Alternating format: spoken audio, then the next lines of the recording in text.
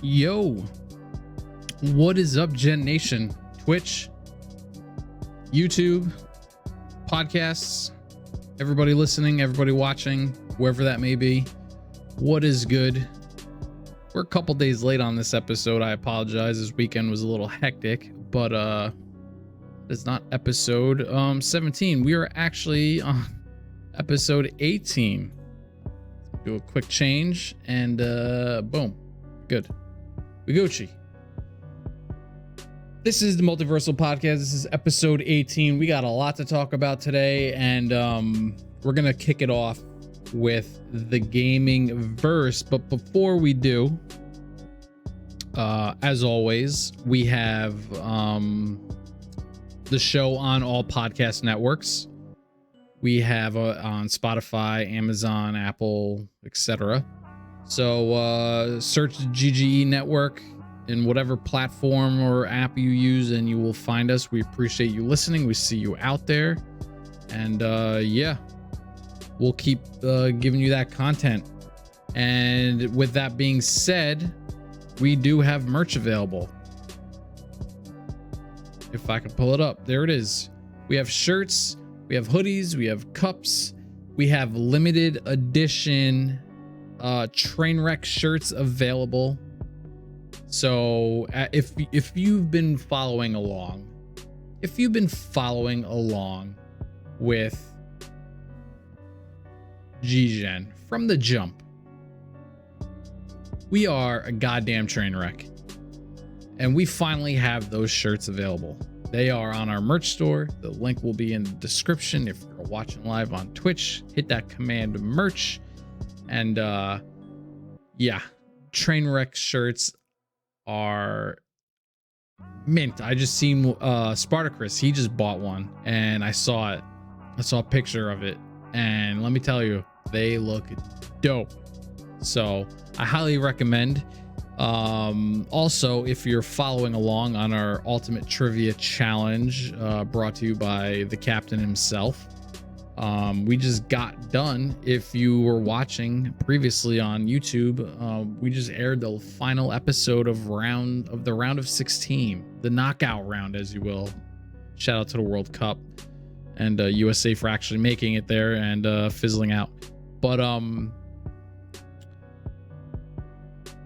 we have a shirt titled Macintosh Mercado. So if you've been following along, you know, it is just a running joke with one of the contestants. We have that shirt available for a limited time as well.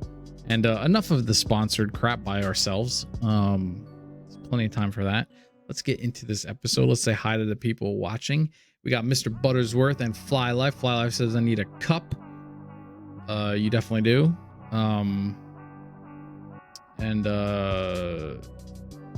Telling you, man, that train wreck shirt is fire. You get the one that's a jersey. Woo! They are dope. They are dope. But Mr. Buttersworth says, what up, Scythe? And what up, dude? Actually, I need to un momentos, guys. Un momentos.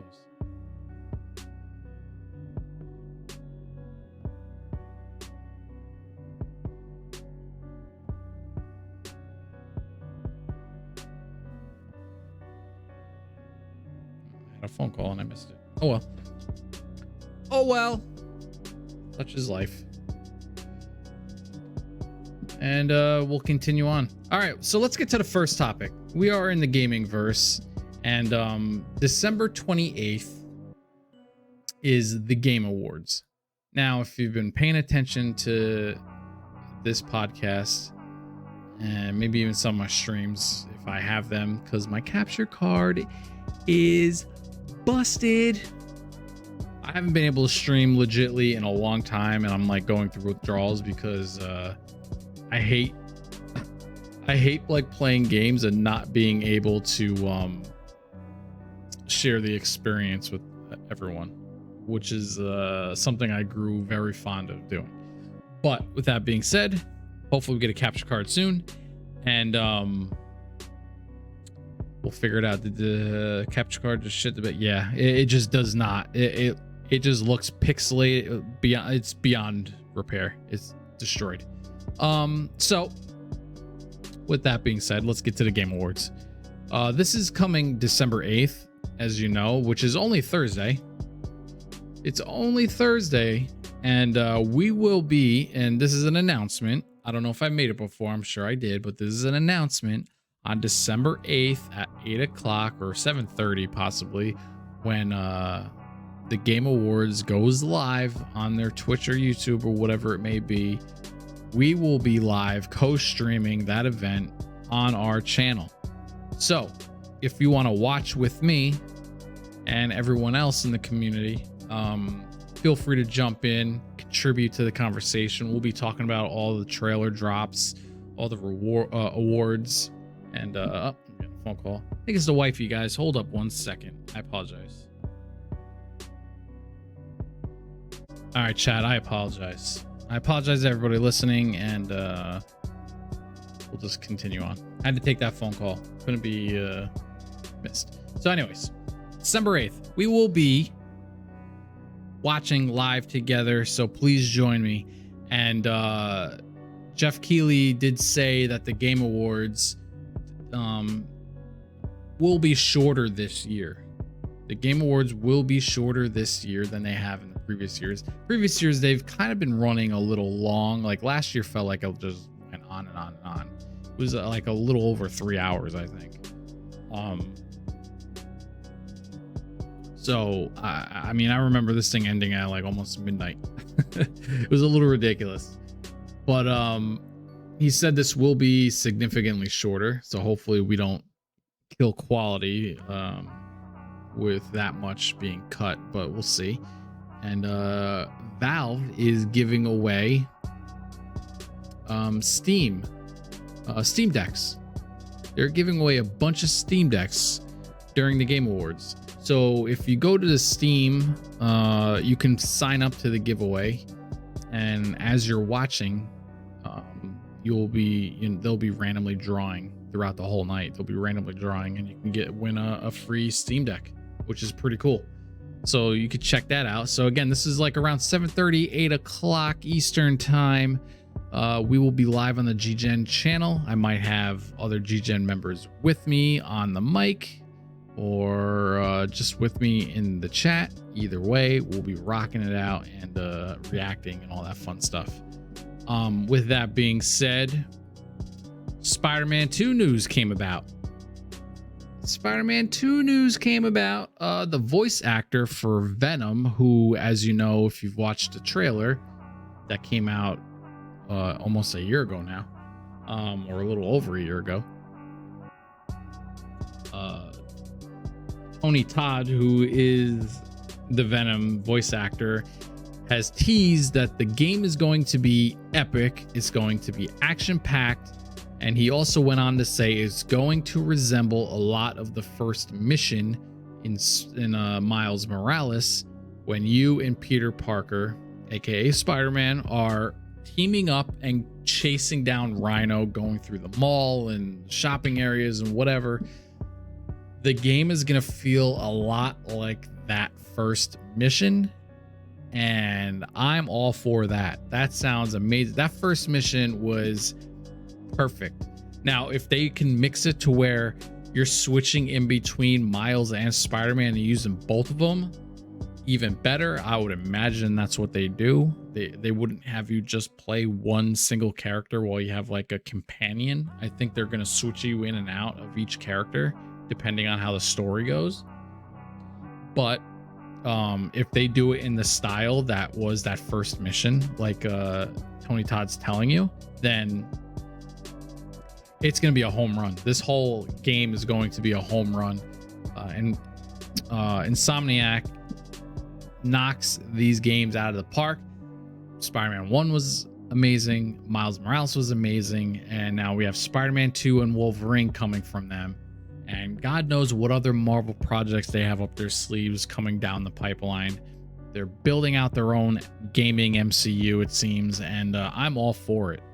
I am all for it.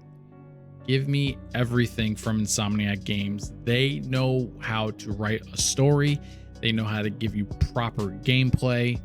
And I'm excited. So the fact that we're getting Venom in this next game is awesome. We're getting Kraven the Hunter. We went through all that, so I'm just excited about it. And it's cool to see Tony Todd being excited and being like, yo, this game's gonna be nuts. It's gonna be like that first mission when it was just craziness with you and Miles teaming up together. So that's exciting. It's promising. And there's not much else to say about that. So let's get onto something that's a little bit more surprising to me. File says, sound like fun. Yeah, the Game Awards is gonna be a good time. You should definitely check it out if you can. And yes, I have Elgato capture card. And so yeah,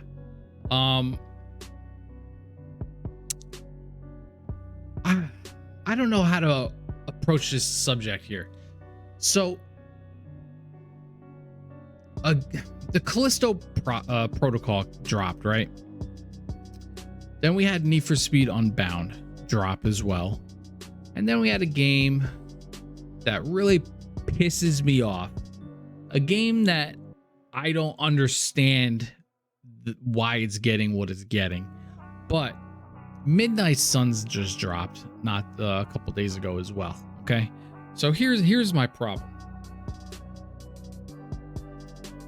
And it's not, so I'm going to get Unbound out of the way. Unbound is currently scored on Metacritic as a 81, and it is doing pretty well as far as the users go. Everywhere I look, everyone seems to be enjoying it. The game looks incredible. They really give you like a weird cartoony anime looking feel. Like you get the standard cars and stuff, but then all of a sudden you have like the animated smoke and weird effects and all the stuff. Like it looks like pop-up art, like boom boom. It's out of control. The coloring, all the colors are good. The art style is just crazy and interesting and different for Need for Speed. The game looks awesome and people are having fun with it, and I'm hoping the price drops soon, significantly soon, for that game, because I really want to check it out. I haven't really been excited for a Need for Speed game in a long time, and this is one that I'm truly intrigued by and excited to kind of play it at some point. So I hope the price drops soon. And that's getting an 81, which is a very good score on Metacritic. Here's my problem. Callisto Protocol, which is made by the developers who do Dead Space. Callisto Protocol has, famous actors in the game. I think Josh Duhamel's the main character, if you know him from the Transformers movies and Las Vegas, the TV show, and many other movies and projects he's been a part of. I even think he was in a Call of Duty once, if I'm not mistaken. But that's not the point. The point is, the game has firepower, right? It has a developer who's made arguably one of the best games ever to be made in gaming, which is Dead Space. Dead Space is a goddamn masterpiece. I don't care what anybody says. That's a goddamn masterpiece of a game. This developer knows how to make horror style space thrillers, right? And that's exactly what Callisto Protocol. They didn't leave what they didn't venture away from Dead Space, right? Granted, this is not Dead Space. However, it's very, very, very similar. They stayed in their comfort zone. Maybe that's to their detriment. I don't think so, because they were very good at it. So the fact that Metacritic is giving it a 76 Meanwhile, everyone I see playing the game is enjoying it. It looks amazing. The gore, the violence, the dark, shadowy corners and hallway, like, it just looks incredible. I don't know where the 76 is coming from. Now, they could be getting review bombed because I know it dropped a little glitchy on the PC side specifically, from what I'm hearing. But what game doesn't drop? Like, we shouldn't be happy that, you know, how do I say this? It shouldn't be a norm to expect a game to be terrible at launch. And I'm not saying this game is terrible at launch. I'm saying there's some problems, I guess, that are happening. Some glitches, right? But I feel like we're all getting desensitized by it. And like, we're all getting used to it. Like, it's launch day glitches, whatever. Companies need to do a better job launching their games properly, especially when there's like delays and bullshit like that. Like, launch your game right. It's hard to just send out betas on a story game because you don't want to spoil anything. But you gotta do more internal playtesting. Really figure this out. But to get a 76 on a game that should be pretty damn good from what I'm seeing is surprising. And then you have the Midnight Suns, right? It has an 83 score. Midnight Suns has an 83 score. Who the hell's enjoying this game? How many people still enjoy turn-based RPGs? Who still enjoys turn-based games or card games? Like, it's one thing to play a card game in person. I'm not trying to do that. One, I don't have the time to do it because it takes forever to get through a fight when you're having to draw a card, hit somebody for plus 10 power, wait for your opponent to have his attack on somebody on your team or yourself. Then you have to wait for your team to go through their attacks. Then you draw another card that could be a little weaker, and then your card misses or your attack misses or doesn't do enough damage, and then you get hit, and then you gotta wait for your team to go. It's like, oh my god, bro, just let me punch the guy. Just let me punch him. I have superpowers. Let me punch the guy. This is a Marvel game. Let me punch him. Let me pick up a freaking light post and throw it at his face. How is this game getting an 83? Is beyond me. I don't know. I can't think that this game has a better story than Callisto Protocol. I don't even know if it would have a better story than Need for Speed Unbound. But here we are, an 83.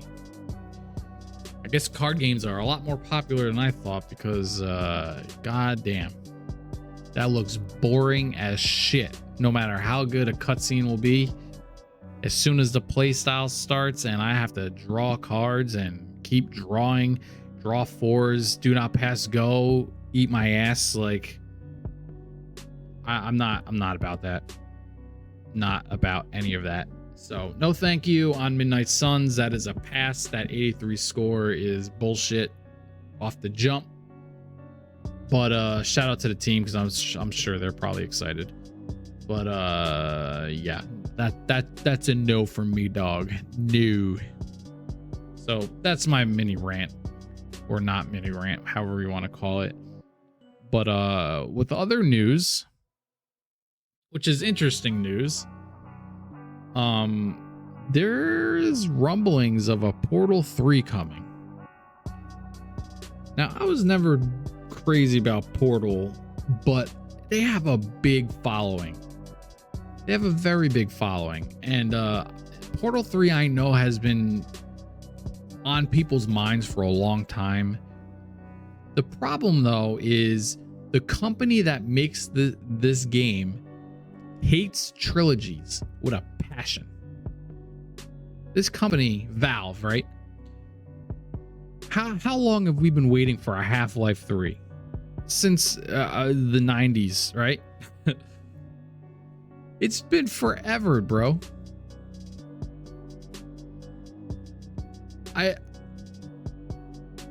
They just don't do it.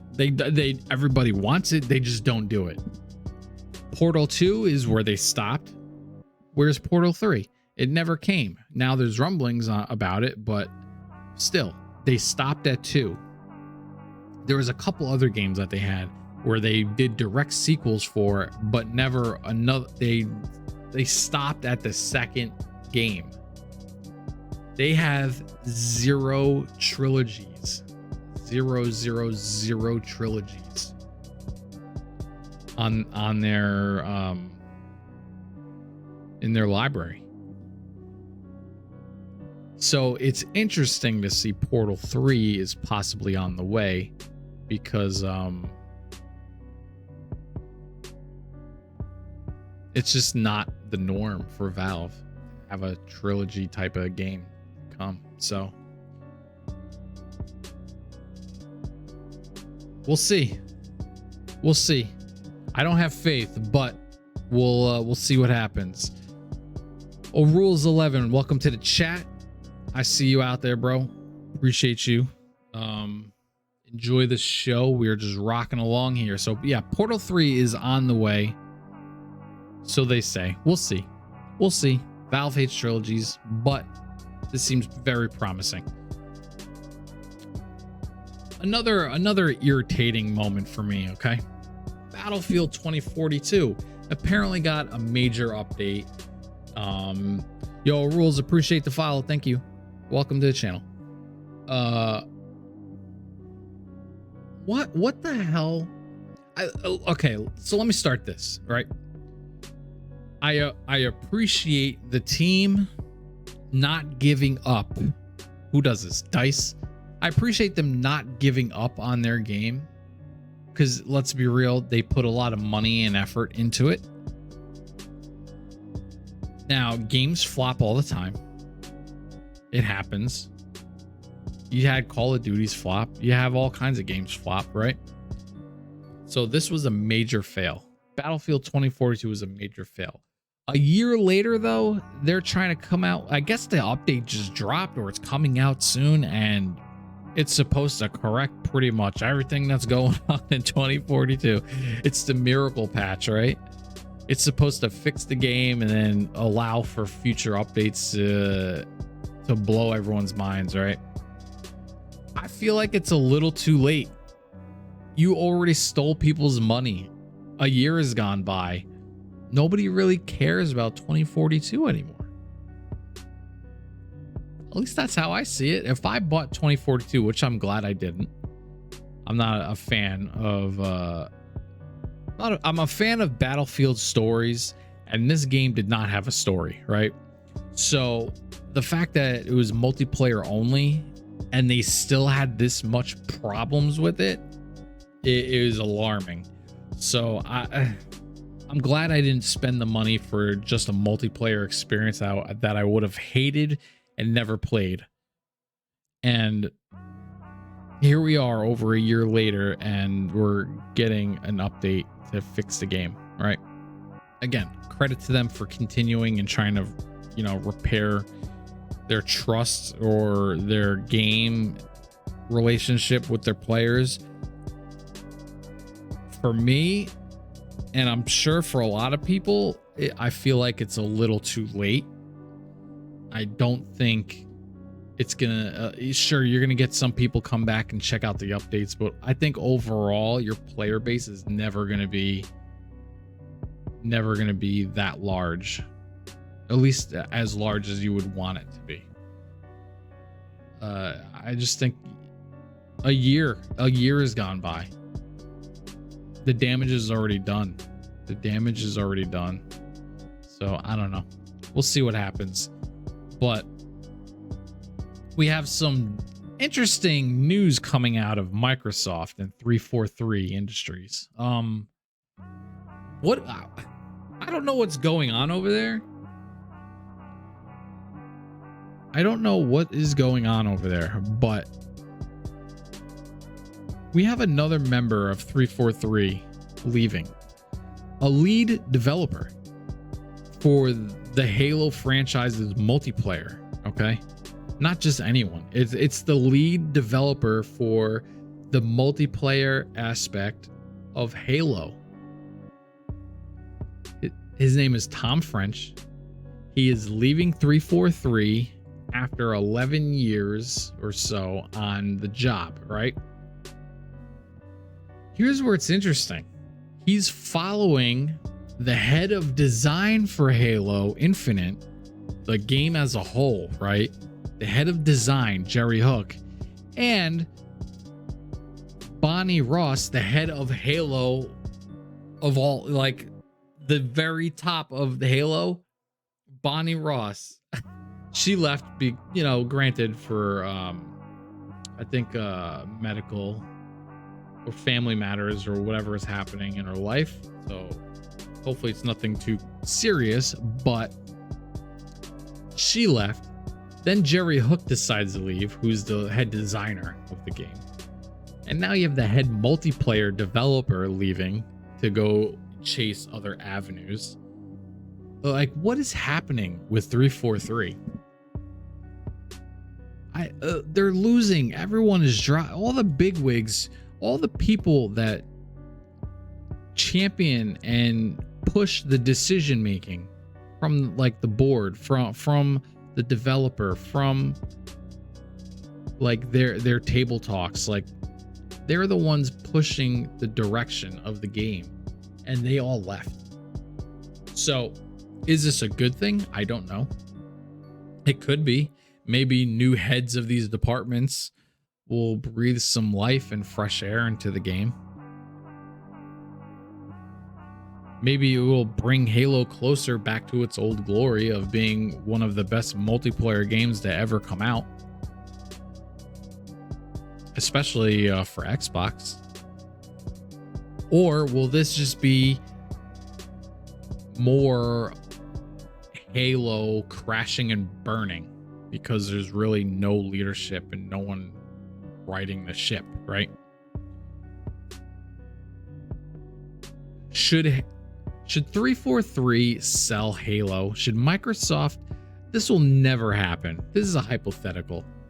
Microsoft will never get rid of Halo. My mind would literally explode if this ever happened. But it would be great for the game itself if Microsoft sold the game to Sony, and specifically sold the game to Bungie. Bungie being a Sony studio now, under the Sony umbrella. This would shift Halo back. This would shift Halo to actually be developed by the team that actually made Halo and understands Halo and really came out with the best Halo version. Halo 1, Halo 2, Halo 3. They produced the best iterations of this franchise before they sold it to Microsoft. When they left Microsoft to branch off and do independent work and develop Destiny on their own and not have it be strictly to Microsoft, right? But that deal included them selling the rights to Halo to Microsoft. So would it be in the game's best interest for Microsoft to sell it back to Bungie? 100%.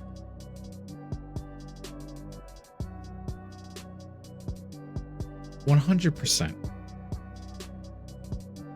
Halo would be turned around so fast and become one of the best games out there again, with Bungie controlling that. We would also get Halo on PlayStation, which would be dope for everybody. You enable crossplay between Xbox and PlayStation. You allow Halo to be cross-platform, cross-gen, cross whatever.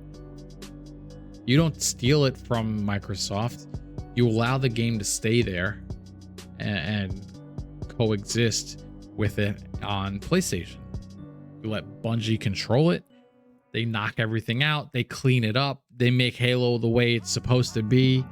And you have now the Sony player base and the Xbox player base itching to play this new and improved version of Halo. And the multiplayer arena would explode. But Microsoft wouldn't do that. They're not going to sell their baby to their competitor, even though it would probably increase their sales. Well, it would increase the game's sales. It would increase the game's popularity and player base by tripled, quadrupled, because the player base on PlayStation is much larger. Those are just facts. It would be better for the franchise and the fans, but Microsoft wouldn't do it. 343 is gonna drive Halo to the ground, and right now there's nobody at the wheel, so we'll see what happens. But I find it interesting. Every head of certain departments involved with the game, they're slowly finding their way out the door, and it's strange. But we're gonna leave the gaming verse and jump over to the entertainment verse, but we're still gonna stick with gaming because we need to talk about a couple things here. Who watched the Last of Us trailer, the HBO Max show coming out, The Last of Us? Yo, appreciate that follow. Welcome to the channel.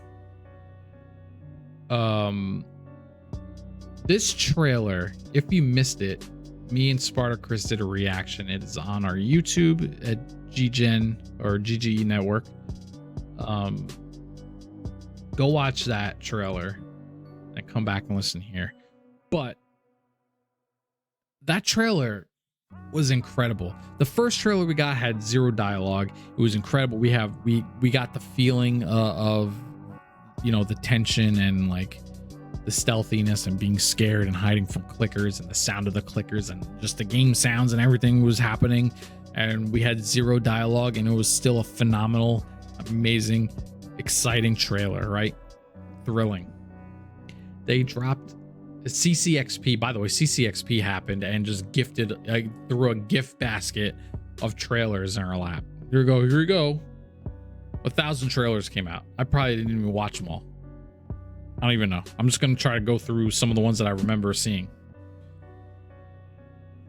And first up was being The Last of Us. Like, holy hell. There was dialogue in this one. We got way more scenery. The town, you see the beginning town on fire. He's trying to escape in the beginning of the game. Like, you see the mall from the Left Behind DLC with Ellie roaming around the mall. Like,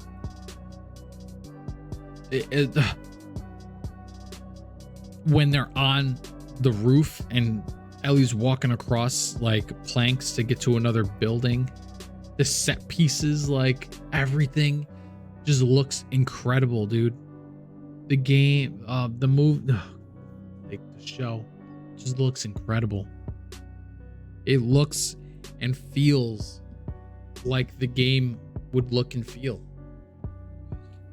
Now, we know from the trailer that, you know, Joel and Ellie are on an adventure or a mission, whatever you want to call it, to get to the West Coast to look for a cure, right? I'm hoping, I mean, Spartacus kind of talked about this, but I'm hoping we're not getting like the whole game in one season, because I feel like you would lose a lot of potential to really drag out areas of the game that you weren't able to really explore.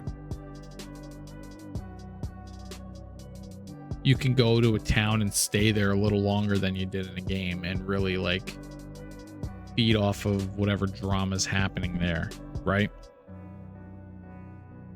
If we're just like zipping through and we're like boom, boom, boom, boom, we get to the finale and we're at the end of the first game, it'd be kind of a disappointment. I'm sure it'd be fantastic. I'm sure it'd be exciting and fantastic or whatever.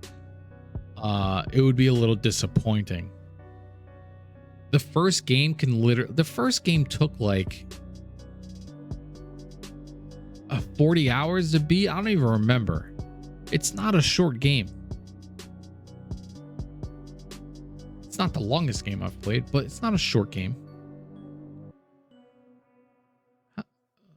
Like, there's plenty of story to last more than a season is what I'm getting at. And there's stuff that you can add in, like I said, to drag things out or spread things out to really, you know, enhance the story and build off the environment and the characters and side characters and whatever else is going on. There's a lot to unpack. And I really hope that's what they do and we're not just zipping through game one. We're only getting like a 2-season show of game 1 and 2, right? That'd be disappointing because the more we get, the better. We got our first look at a bloater, and the bloater was Jesus. It was incredible looking.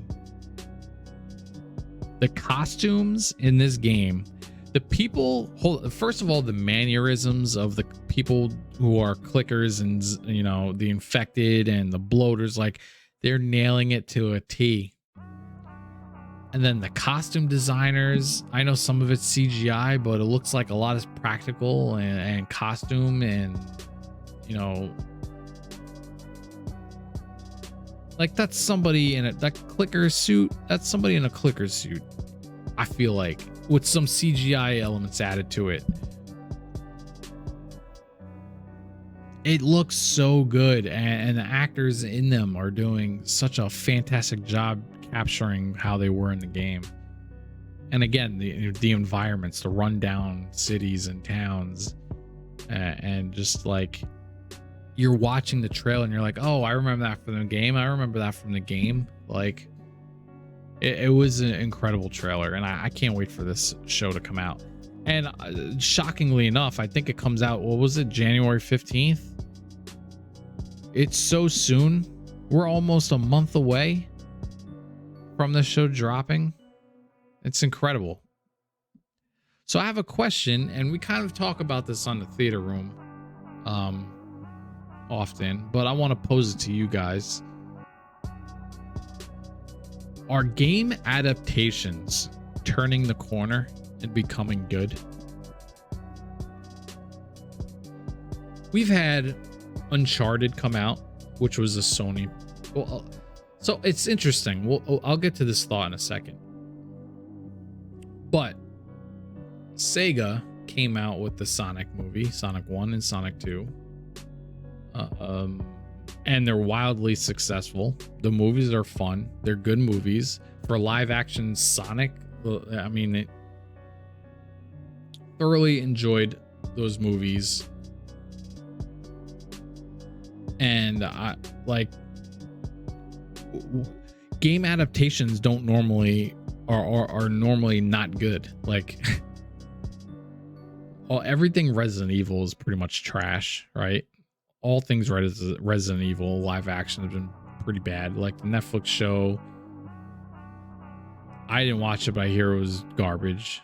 The Netflix movie about Raccoon City, I hear it was decent, but nothing crazy. All the other random Resident Evil movies with Mila Djokovic, like those weren't even like the games. They were just random Resident Evil stories that they wanted to make.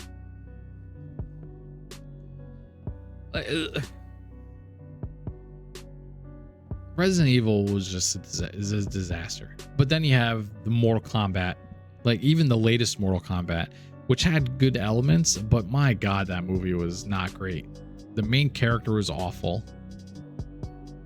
I'm hoping the second movie is a lot better now that we're actually going to deal with the tournament, but it was not a great story. It was not a great movie.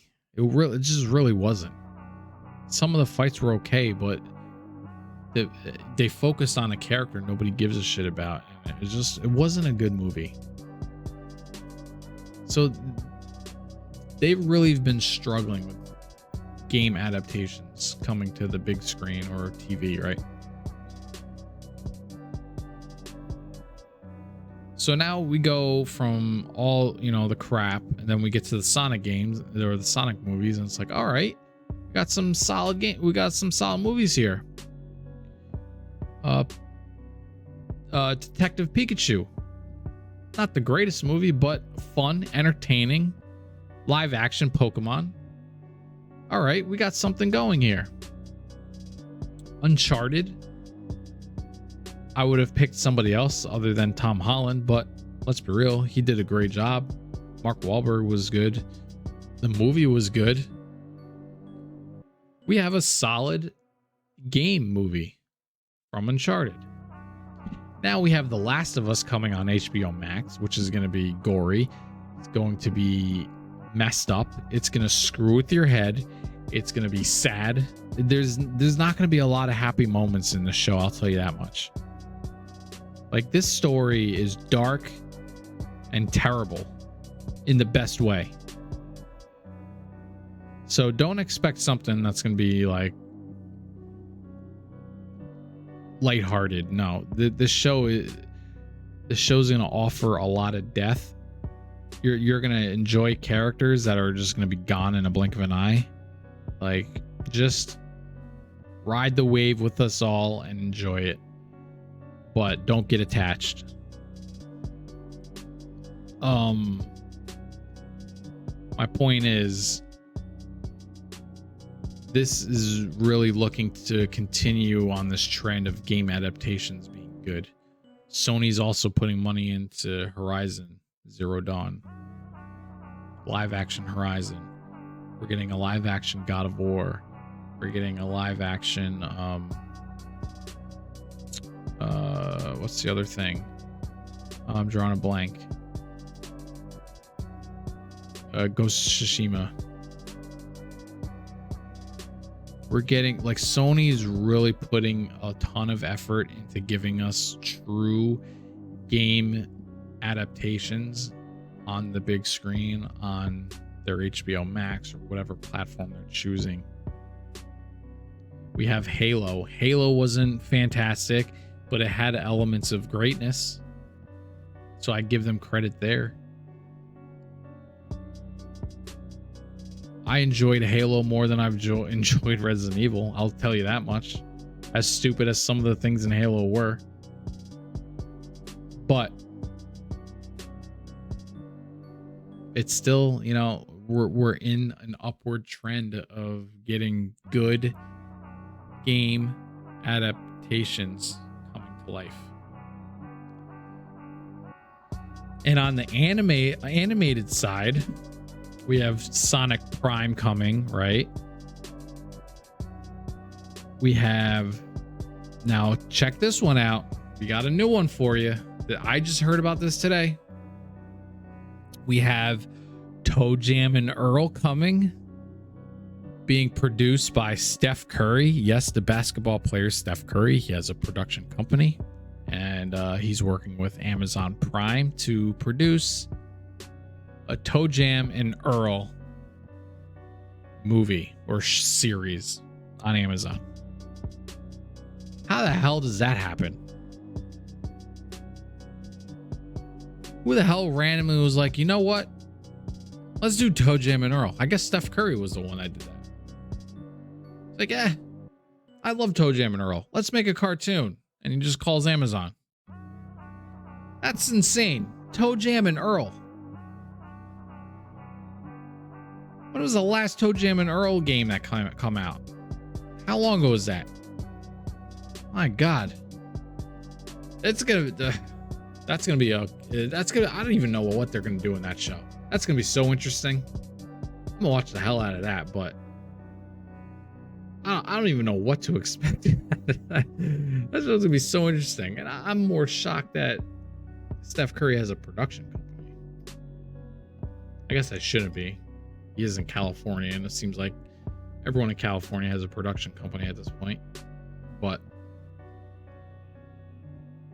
it's just not something you would think of happening with Steph Curry, right?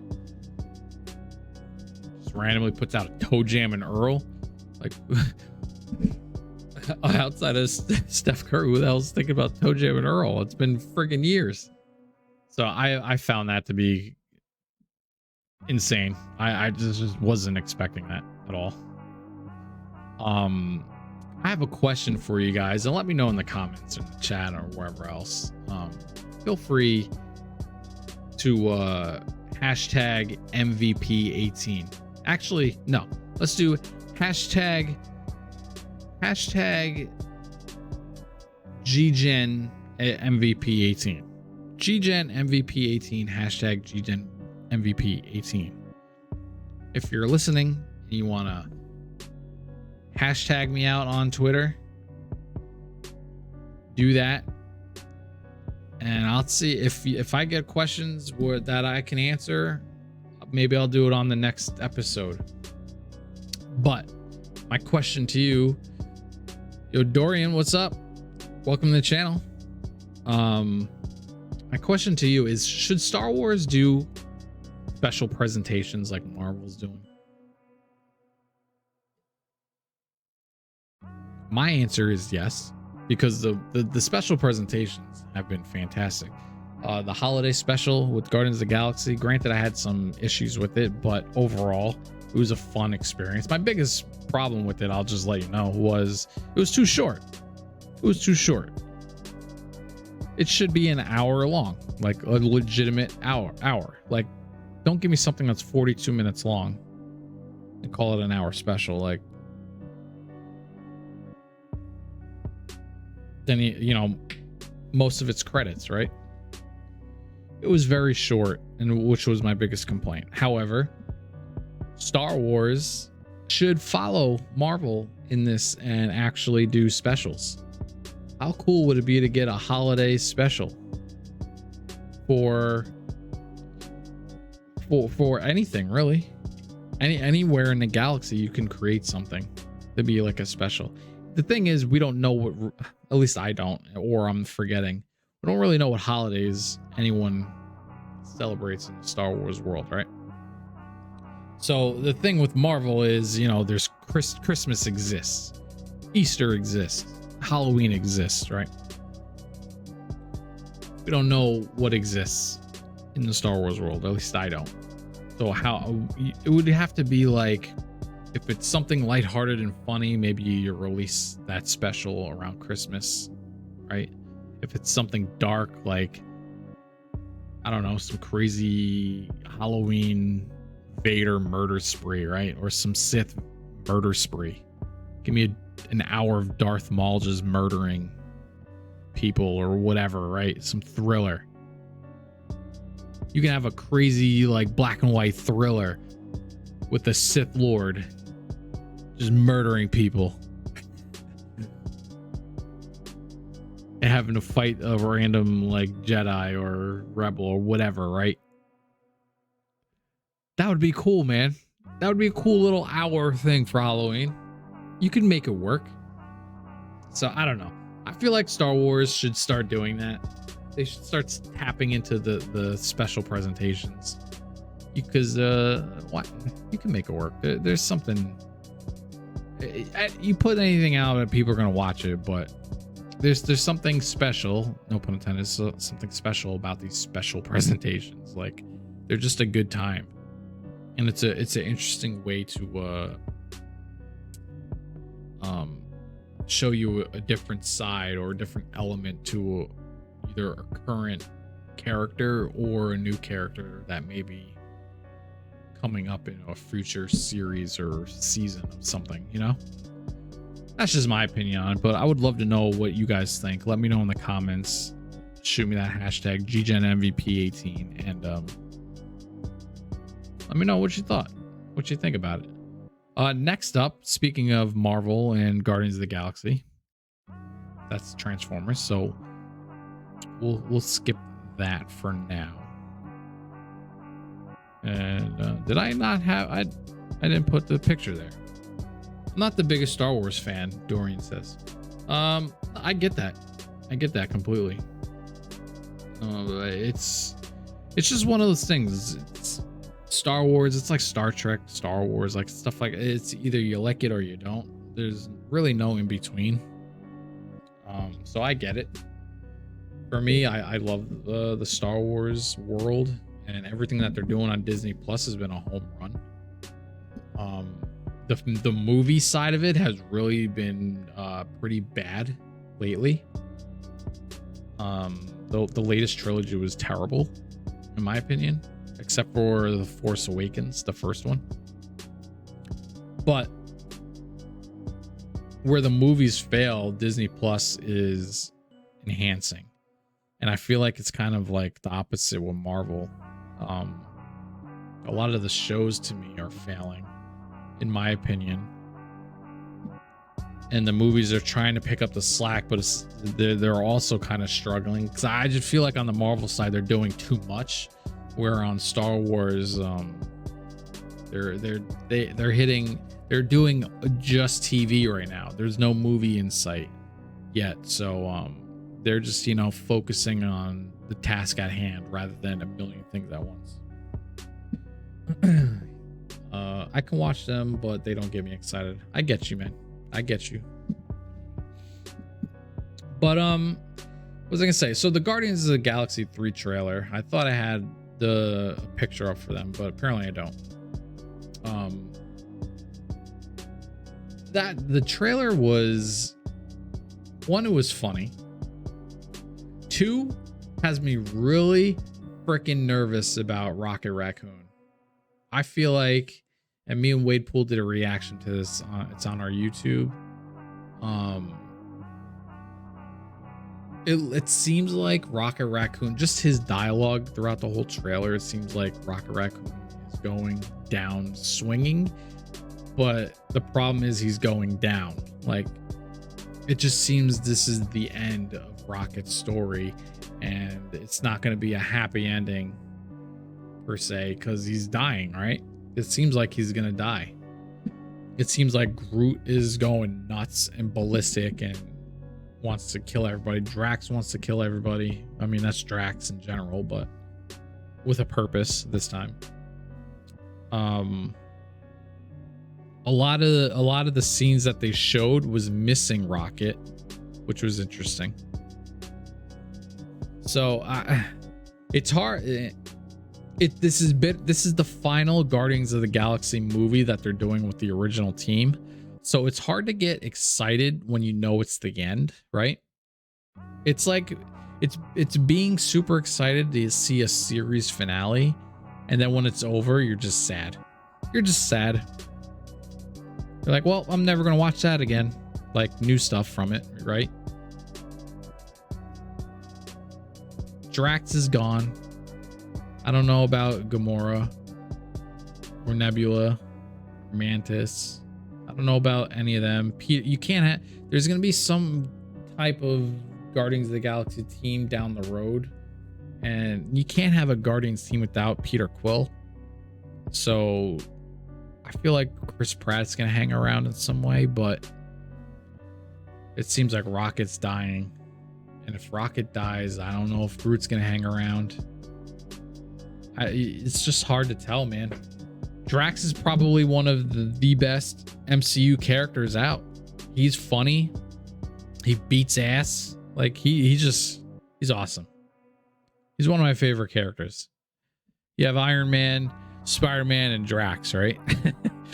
Like, he just kicks ass. He's just a funny dude. Batista knocks that role out of the park. But he was hilarious in the holiday special, and he just continues on with the trailer that we got for Guardians of the Galaxy 3. Just funny. There was a dodgeball on the little kid's face, like, and just laughs. It's just funny. He's a funny dude. But again, it seems very bittersweet because I'm excited for the movie, but I know a lot's ending with it. So, and it's also James Gunn's final hurrah with Marvel as he takes on his role with writing the DC mess that's going on over there, as he's now the new head of DC Studios, or the DC Universe, if you want to call it, which I think he is calling it. So it's a lot of closure and endings with this group of characters, and I don't know. Trailer was cool, it was fun, but it was also a little bittersweet and sad because it seems like something's gonna happen that is gonna really hit us hard in the theater. So we'll see. What's also gonna hit us hard in the theater, and that's full of excitement, is Beast Wars. Transformers Rise of the Beasts. Now, if you missed our reaction, me and Wade Poole did a reaction on this as well, because it was, like I said, it was like a gift basket of trailers that dropped this past weekend. This movie looked insane.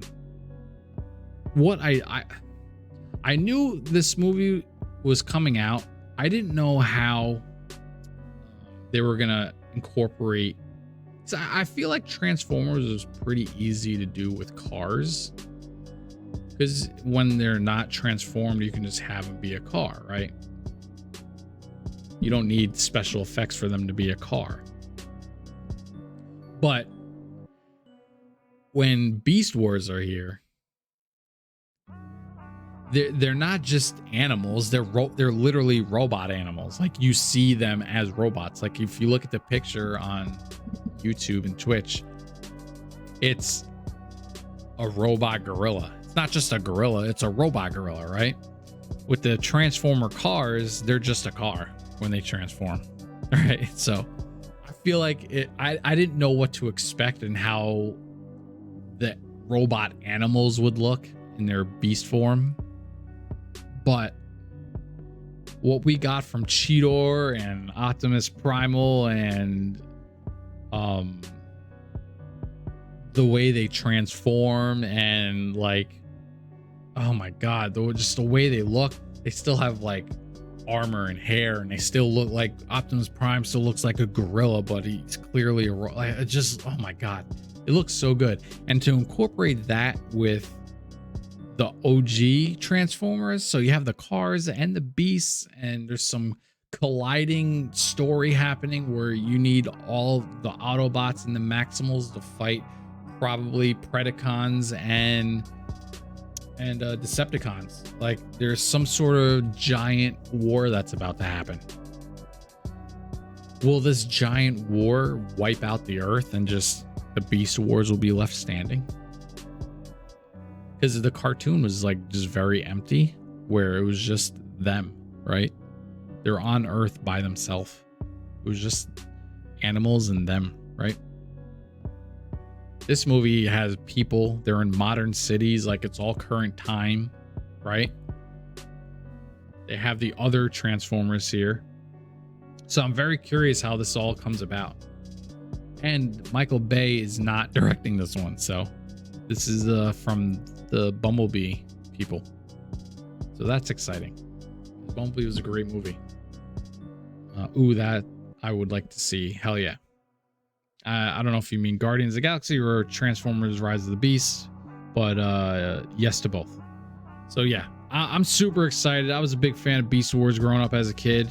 I actually liked them a little better than the original Transformers, so don't hate me, but you know what? It is what it is.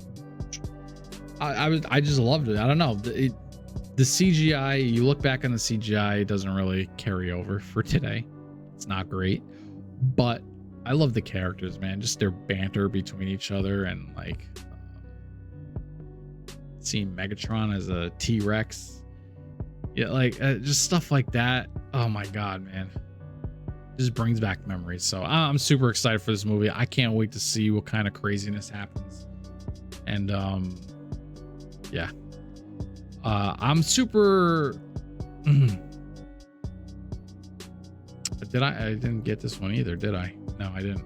All right. Well, so I thought I had a picture of this, but so Another trailer coming is well, this trailer dropped, but the season 3 of Jack Ryan. Having trouble talking here. Season 3 of Jack Ryan is coming December 21st. You don't hear anything about this show forever. They randomly drop a trailer like a month or two ago, and now the show's out in a couple weeks. It's like, oh, okay, all right, I guess. Don't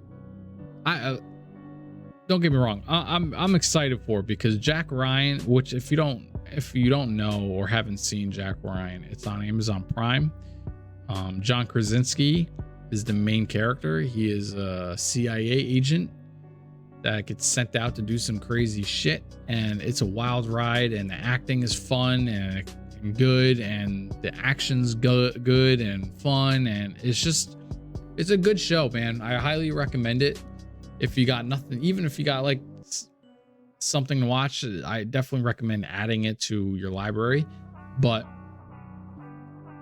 if you're bored of what's out there and you need something new, I 100% recommend Jack Ryan. It's a Tom Clancy story. So if you're fans of Tom Clancy games, it's another reason to jump on board. But yeah, this is season 3.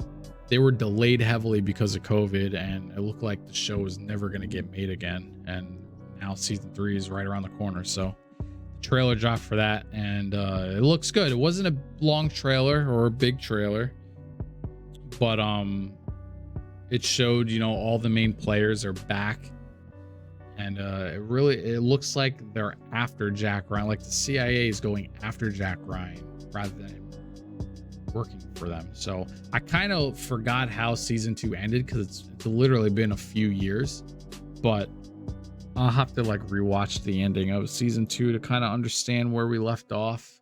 But it seems like the CIA is going after their own agent for whatever reason. And yeah, it's gonna be a wild ride. It should be fun. And now we have Justice U, which is actually the picture that I have up.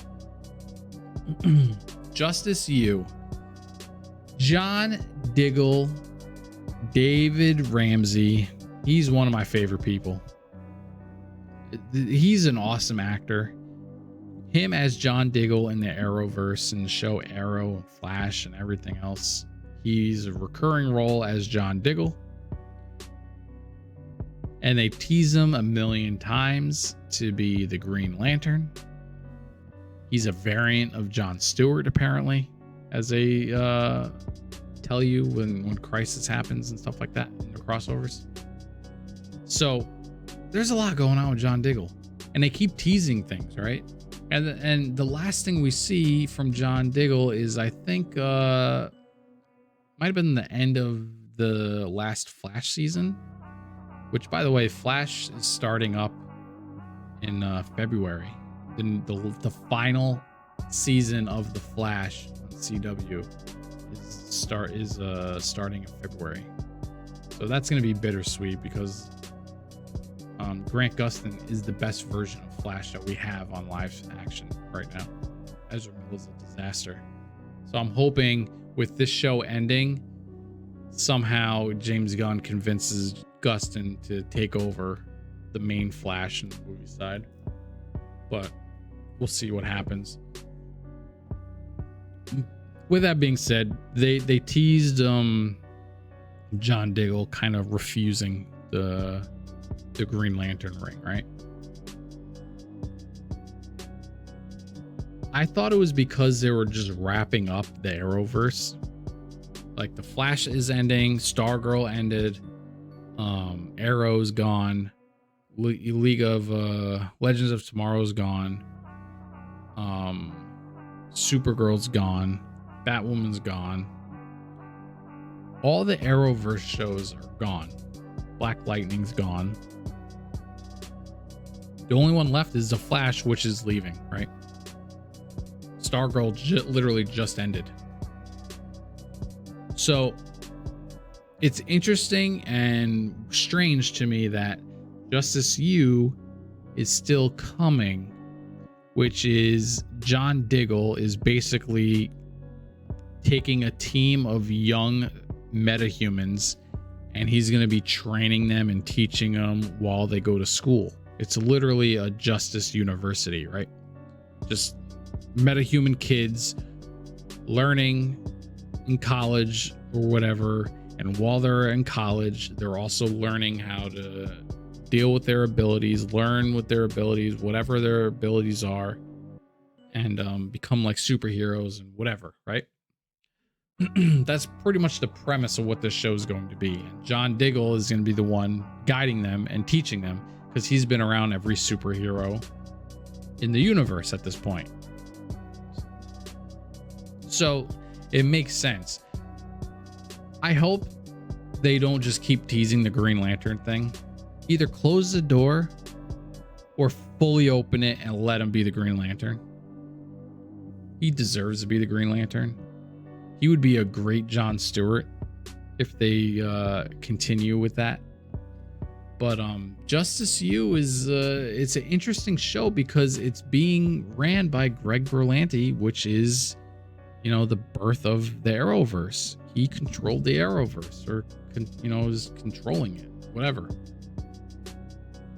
So the fact that this is Greg Berlanti, and I think this is going on CW again, which CW is no longer part of Warner Brothers, which means it's no longer part of DC. I don't know why they would still put this show on CW at this point, but that's neither here or there.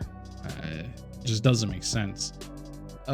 I don't know why this show is still coming, and I'm glad Diggle's finally gonna get a show of his own, but I hope, I know it's a Greg Berlanti show, but I truly hope that this is part of James Gunn's plans, because it seems like something he could really thrive in, having a group of random metahumans to teach, right? Like just a group of metahumans that no one's heard of, learning how to use their powers, with John Diggle being like their mentor, right?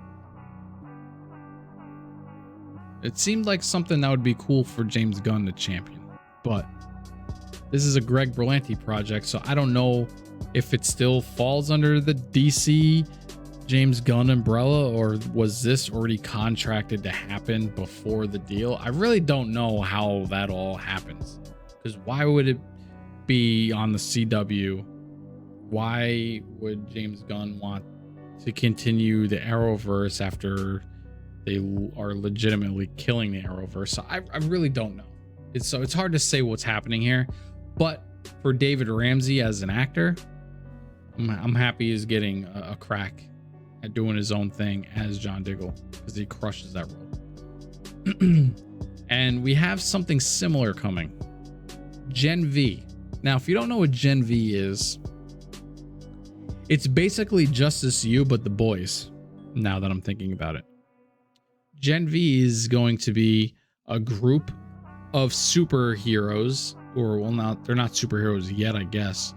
They're a group of kids in college with super powers, super abilities, super powers. They're in college, and they're, figuring out they have abilities, and they're trying to deal with controlling their abilities and all that stuff. It looks like A-Train shows up, and like some Vought, the Vought CEO from the Seven. So like it looks like some of the main characters from the boys is crossing over to Gen V, but this is very much a Justice U type of story where it's just a group of college kids with superpowers trying to learn how to deal with that. But here's the thing. The CW Justice U is not going to show us nearly what the Gen V Amazon Prime show is going to show us. This show is going to be brutal. It's going to be gory. You're gonna get all kinds. With college kids, you're probably gonna get Herogasm 9000. Like, this show is gonna be probably bonkers. So who knows? We got like a first look from it, so it kind of showed A Train and all of them, but it wasn't like a really big trail, long trail. I think it was only like so. Hopefully we get something more, and I don't remember seeing a date on that. And lastly,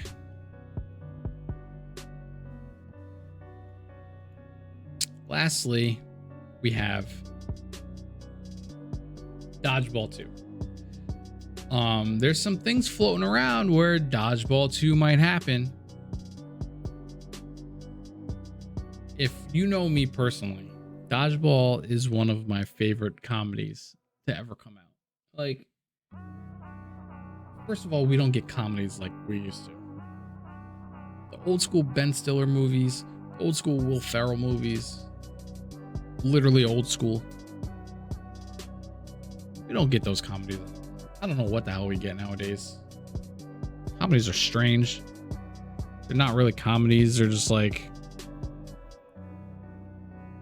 weird woke humor or something. I really don't know what we get nowadays. But Dodgeball 2 coming would be phenomenal. Now, Vince Vaughn, I guess, said he's been toying with the idea of Dodgeball 2 for a while. He has some ideas that would make sense to come back and do these characters again. And he did say that it looks like Ben Stiller is on board, which would be phenomenal to see the two of them come back. Ben Stiller, last we saw in Dodgeball was he got fat. He blamed Chuck Norris and got fat. So do we get to see Ben Stiller getting back in shape? Maybe Ben Stiller's an average Joe customer now, and he gets back in shape and he does a power play, or maybe they join forces for some other gym that comes. Who knows? But I can't wait. I really hope this does happen, because it would be a breath of fresh air in a comedy genre that desperately needs a good comedy, in my opinion, because we haven't had one in a long time. It will be a pretty good movie. Yeah, I mean, listen, comedies are never great movies. They're just always fun and funny. So I don't know, man. I can't wait. I hope it happens. Dodgeball 1 is a classic, and I wonder if they would get a lot of the cast back, or they would get new people as new members of Average Joes or whatever. So we'll see. But yeah, so that's going to do it, man. That was a lot to get through. I think that was over an hour and a half worth of topics. So I appreciate you all rocking with me. Dorian, Fly Life, Rules, Butters, everybody listening on the podcast and channels, listening on YouTube, watching. Thank you. Hit that like button, hit that subscribe button, hit that follow button. Tell your friends. We do have a giveaway going on right now. If you look on our YouTube, the link is in our post. We have a post. I'll even put it in the description as well. But join the giveaway. It's a chance to win $75 before the holidays for video games. You get a Steam gift card, a chance at a Steam gift card, Xbox gift card, or PSN gift card. The winner will choose which of the three they want. So feel free to join. Thank you for listening. This was Multiversal Podcast episode 18. I am ScytheX. I appreciate you. Tomorrow we have the Theater Room podcast, which will be breakdowns of other entertainment topics and shows and ideas and genres and everything on the entertainment side, TV and movies and whatever. So that's coming tomorrow at 8:30. Stay tuned. Make sure the notifications are live so you can get the emails and the invites and all that good stuff. And yeah, Gen Nation, we'll see you next time. Peace.